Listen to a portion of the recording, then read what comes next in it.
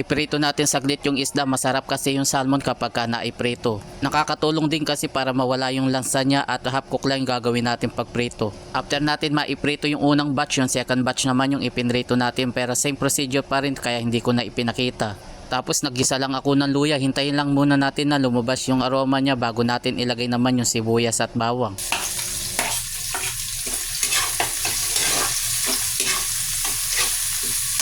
Pagkatapos ilagay naman natin itong kamatis.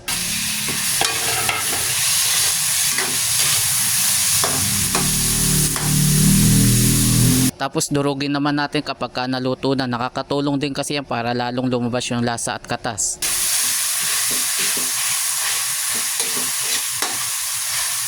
Isunod naman nating ilagay yung miso na nabibili natin sa palengke.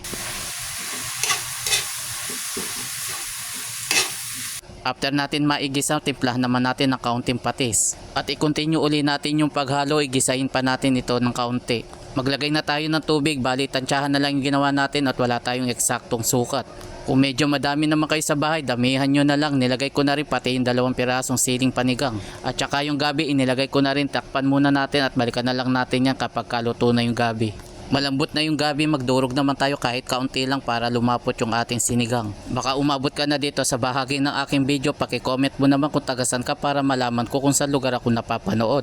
Wala tayong nabiling sariwang sampalok kaya heto na lang yung inilagay ko, yung nabibili sa tindahan, yung powder na tamarin. Bumili lang ako yung katamtamang laki, masarap kasi kapag maasim yung sinigang sa miso. Haluin lang natin ito saglit tapos ilagay na rin natin yung mga naiprito natin salmon na isda. Kung gusto mo daw na masarap yung sinigang sa miso, iprito muna yung isda. Masarap din naman kung sariwa mo siya ilalagay, kaya lang kapag pinrito kasi nawawala ng kaunti yung lansa niya. Takpan uli natin at balikan na lang natin kapag kaluto na yung gulay at yung isda.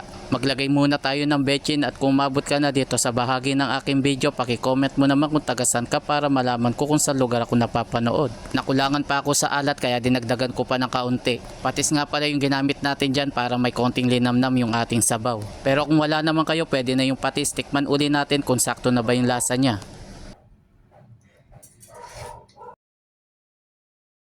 Mustasa naman yung ating ilalagay, masarap kasi yan sa sinigang sa miso. Pero kung wala naman kayong ganyan, pwede na yung pechay. Ilubog-lubog lang natin ng kaunti at nang madaling maluto naman yung gulay. At saka na natin i-turn off naman yung kalan at nang hindi ma-overcook naman yung mustasa. After ng ilang minuto, heto na at luto na yung ating sinigang na salmon sa miso. At syempre dito na tayo sa exciting part, yung tikman natin yung ating niluto. Aro kanyama na, lalo na mas lamya pa ang luto. Tara mga tamo mga lods.